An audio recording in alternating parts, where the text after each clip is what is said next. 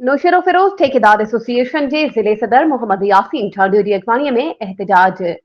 Media सां ॻाल्हाईंदे मोहम्मद यासीन चांडियो चयो त चीफ इंजीनियर मसरूर सोलंकी ऐं हक़नवाज़ मक्सी अरबे रुपयनि की करप्शन कई आहे। हुननि बग़ैर टेंडर ऐं अख़बार में ॾियारण जे चोरी हथ ठेकेदारनि जे नाले कागज़नि में ठेका ॾेई इन्हनि जा बिल वठी छॾिया।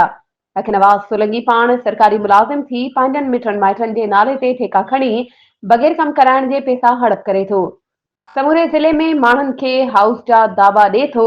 असां वज़ीर आला सिंध वर्क ऐं सर्विसिज़ जे मिनिस्टर ऐं ॿियनि वसवारनि खे अपील था करियूं त फौरन उहे कूड़ियूं एनआईटियूं ठाहे ठेका ॾियण मसरूर सोलंकी टेंडर क्लार्क हक़नवाज़ सोलंकी खे हटाए जांच कई वञे।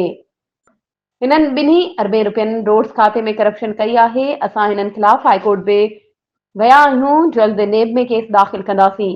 उन मौक़े ते रोशन अली चांडियो, कुर्बान ट्रगड़, असगर कोराई, रखियल शाह, सबन जुणेजो, रफ़ीक अहमद सहतो, मुमताज़ सोलंकी, परवेज़ शाह ऐं ॿियनि चयो त असांजो हुकूमत सिंध वर्क एंड सर्विसिज़ जे मिनिस्टर ऐं ॿियनि वसवारनि खे अपील आहे त हिननि जी तहक़ीक़ात कराई वञे त वॾा राज़ फाश थींदा।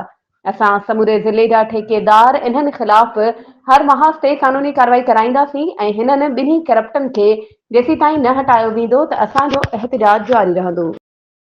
वधीक ख़बरुनि ऐं अपडेट्स जे लाइ असांजे चैनल खे सब्सक्राइब कयो ऐं हा, बेल आइकन खे प्रेस करणु न विसारिजो त जीअं असांजी हर नई अचण वारी वीडियो तव्हां ताईं पहुची